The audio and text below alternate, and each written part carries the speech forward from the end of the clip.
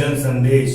मैं शामिल हुसैन आपको दिखाता हूं आपकी शहरों की खबर और अन्य जनपदों की खबरें। पुनः पोस्टमार्टम के लिए कब्र खोदकर निकाला गया शव, परिजनों ने जताई हत्या की आशंका। डीएम के आदेश पर निकाला गया था शव। 2 माह पूर्व लड़ाई झगड़े के दौरान हुई थी मौत। कोतवाली सदर क्षेत्र के रंगीला नगर में हुई थी घटना। थाना खीरी के कस्बा खीरी में रहने वाला था मृतक। एसडीएम व सीओ की मौजूदगी में निकाला गया शव। डॉक्टर्स का पैनल करेगा पोस्टमार्टम। क्या नाम है आपका? हाँ, नाम महबाब मुस्तफ़े मुर्दाबाद है। क्या हुआ यहाँ पर आज? यहाँ ये हुआ, हमने डीएम साहब को, एसपी साहब को एक एप्लीकेशन दी थी।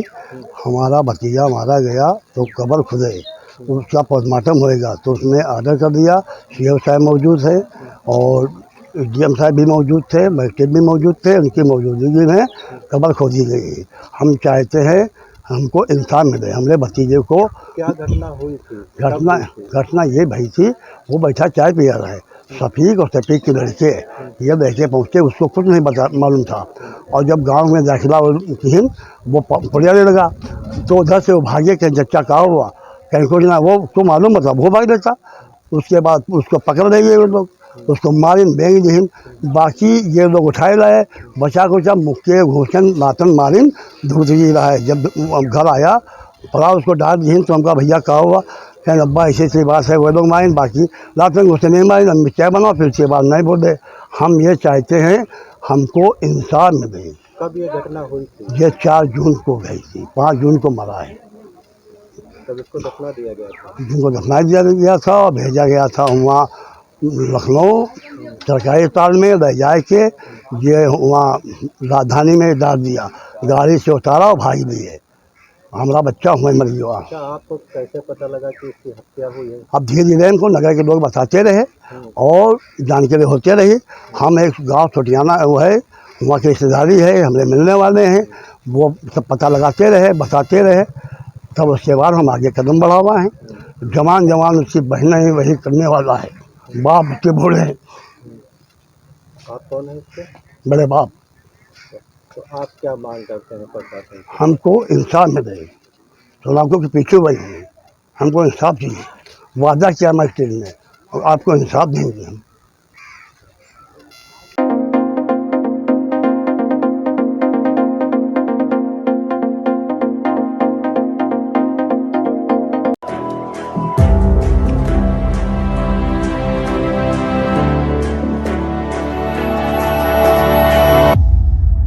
बरखेड़ा ब्लॉक के प्रांगण में उत्तर प्रदेश भवन एवं सन्निर्माण कर्मकार कल्याण बोर्ड के अंतर्गत पंजीकृत निर्माण श्रमिकों के कक्षा 9 से 12 उत्तीर्ण छात्र छात्राओं के लिए संत रविदास शिक्षा सहायता योजना के अंतर्गत साइकिल वितरण कार्यक्रम किया गया, जिसमें मुख्य अतिथि श्रम एवं सेवा योजना मंत्री उत्तर प्रदेश स्वामी प्रसाद मौर्य ने कक्षा 9 से कक्षा 12 उत्तीर्ण छात्र छात्राओं को साइकिल वितरण करते हुए हरी झंडी दिखाकर सभी छात्र छात्राओं को रवाना किया।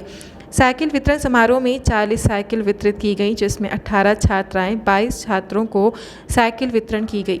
कार्यक्रम को संबोधित करते हुए श्री मौर्य ने अधिकारी कर्मचारियों को चेतावनी देते हुए कहा कि सरकार की योजनाओं को लाभार्थियों तक बिना किसी से वसूली किए लाभ दिया जाएगा और किसी भी की भी शिकायत मिले तो उसकी जाँच कराकर उसे नौकरी से बर्खास्त भी किया जा सकता है। उसके बच्चे भी परेशान होंगे, इसलिए सुधर जाए। क्योंकि मुझे पीलीभीत के कुछ अधिकारी और कर्मचारियों की शिकायत सुनने को मिली है। इस कार्यक्रम में जिला अधिकारी पीलीभीत, श्रम प्रवर्तन अधिकारी पीलीभीत, उप श्रमायुक्त बरेली क्षेत्र बरेली एवं मुख्य विकास अधिकारी पीलीभीत एसडीएम बीसलपुर मौके पर मौजूद रहे। इसमें क्या क्या दिशा निर्देश दिए गए, क्या क्या उसके के विकासखंड स्तरीय समीक्षा बैठक में विकास कार्य एवं कल्याणकारी योजनाओं के विषय में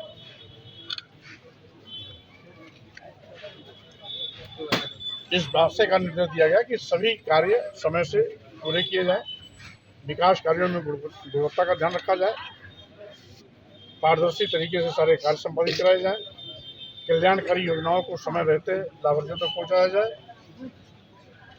जो माननीय प्रधानमंत्री नरेंद्र मोदी जी और माननीय मुख्यमंत्री योगी आदित्यनाथ जी की चाहत है कि सबका साथ, सबका विकास, सबका विश्वास, उस कसौटी पर हम पूरी निष्ठा के साथ खरे उतरें।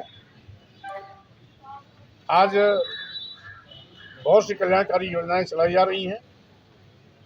कल्याणकारी योजनाओं में किसी प्रकार का कोई विलम्ब न हो और जो विकास खंड स्तर पर भिन्न भिन्न विभागों को लक्ष्य निर्धारित किए गए हैं, लक्ष्य के सापेक्ष उपलब्धि भी समय से हासिल करें। सर एक मामला है।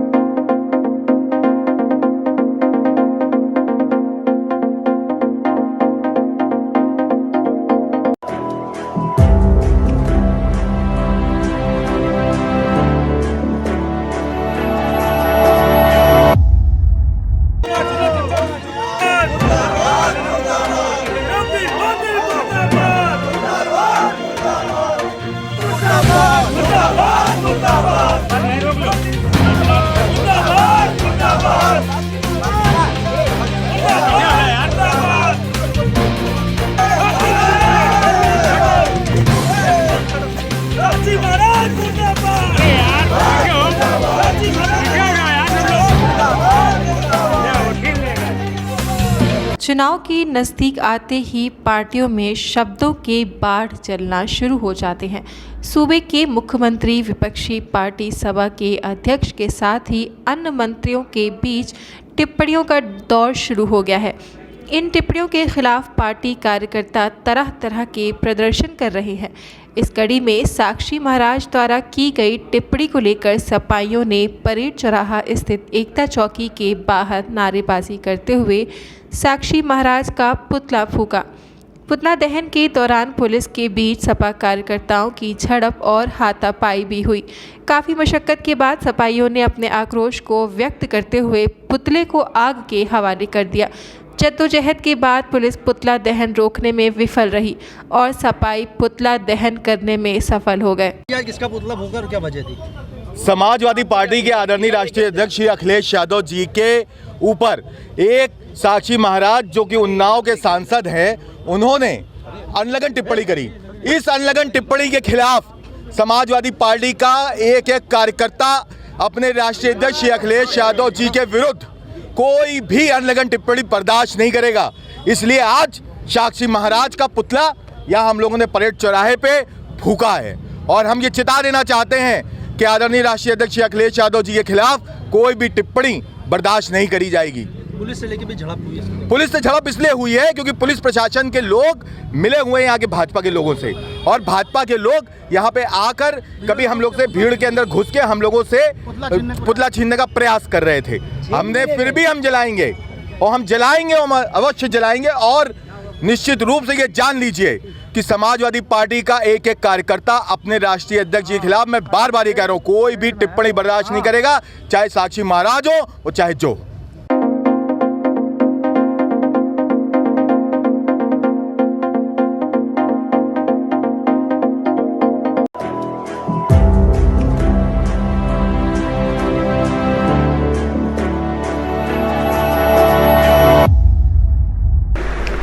कोरोना महामारी की थर्ड वेव को देखते हुए सरकार किसी भी तरह की कोताही नहीं करना चाहती। इसी का नतीजा ही कानपुर के सरकारी अस्पतालों में ऑक्सीजन जनरेशन प्लांट को लगाने के बाद उसको चालू कर दिया गया। साथ ही महामारी को देखते हुए नॉन कोविड अस्पतालों भी ऑक्सीजन प्लांट चालू कर दिए गए हैं। जिला अस्पताल उर्सला के सीएमएस डॉक्टर अनिल निगम ने बताया कि 500 लीटर वाला ऑक्सीजन प्लांट पिछले 1 महीने से चालू है। 1000 लीटर वाला प्लांट जल्द ही शुरू हो जाएगा। उनका कहना है कि उर्सला अस्पताल नॉन कोविड है, लेकिन थर्ड वेव को देखते हुए ऑक्सीजन प्लांट बहुत जरूरी है और जल्द ही दूसरा प्लांट भी शुरू कर दिया जाएगा। सर पूरा परिचय दीजिए अपना। मैं डॉक्टर अनिल निगम, सीएमएस यूएचएम डिस्ट्रिक्ट हॉस्पिटल कानपुर नगर। सर अपने यहाँ पर क्या इस समय जो ऑक्सीजन जनरेशन प्लांट है वो शुरू हो चुके हैं? हमारा 500 लीटर वाला पिछले 1 माह से चल रहा है सफलतापूर्वक और 1000 लीटर पर मिनट वाला आज या कल में शुरू हो जाएगा। टेस्टिंग के लिए ऑक्सीजन गई हुई है, प्लांट शुरू हो गया। तो ये अगर कोई थर्ड वेव से ग्रसित होता है तो उसका यहाँ प्रॉपर हाँ, उसका पूरी व्यवस्था है। वैसे हमारा अस्पताल कोविड अस्पताल नहीं है, लेकिन नॉन कोविड जो भी मरीज आएंगे उनकी पूरी समुचित व्यवस्था है। होल्डिंग एरिया की तरह भी काम करता है और पोस्ट कोविड एरिया की भी तरह काम करता है।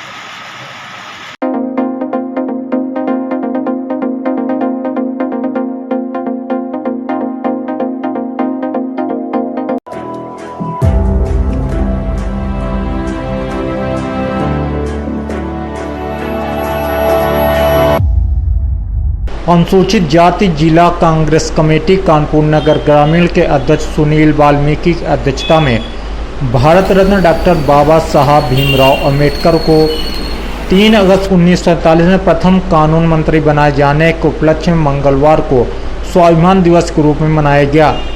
जिला अध्यक्ष सुनील वाल्मीकि ने प्रेस वार्ता के दौरान बताया कि बाबा साहब भीमराव अंबेडकर ने सभी को भारत में जीने का अधिकार दिया।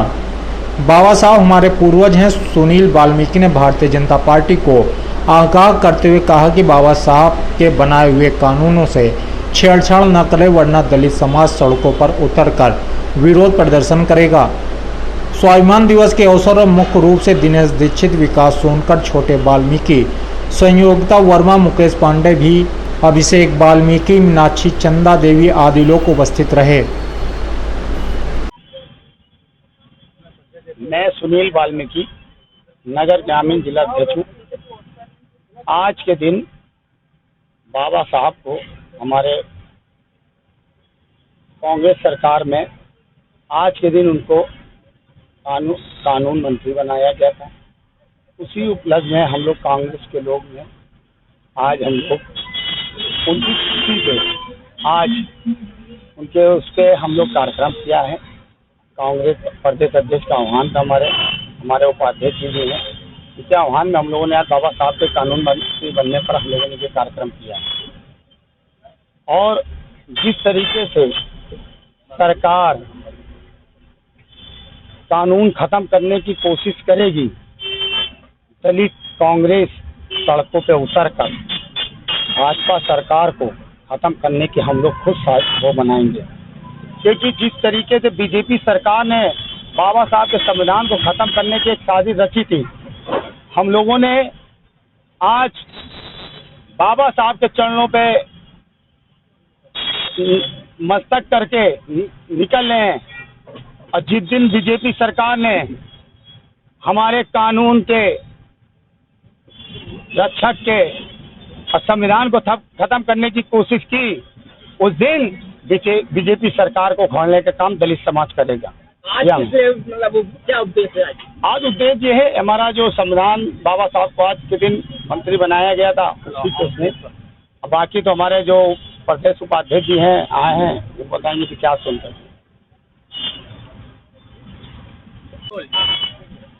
आज के दिन 3 अगस्त 1947 को स्वतंत्र भारत के पहले कानून मंत्री परम आदरणीय बाबा साहब को कानून मंत्री बनाने का प्रस्ताव स्वतंत्र भारत में नेहरू जी की कैबिनेट में पारित किया गया था।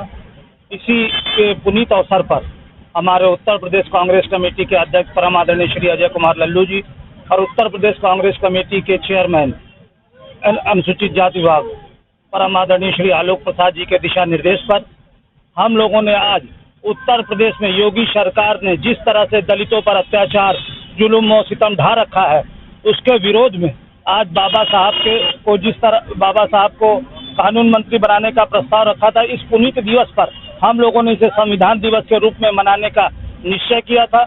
हम लोगों ने पदयात्रा निकाली और गली मोहल्लों में घूमकर बाबा साहब को नमन किया, बाबा साहब को याद किया और उस योगी सरकार को ये चेतावनी भी दी कि जिस तरह से पूरे उत्तर प्रदेश में दलितों पर अत्याचार हो रहे हैं, इस पर अंकुश लगाए, वरना सारा दलित सड़कों पर उतरकर उनको जवाब देने का काम करेगा। आज के लिए इतना ही। कल फिर मिलेंगे नए खबरों के साथ।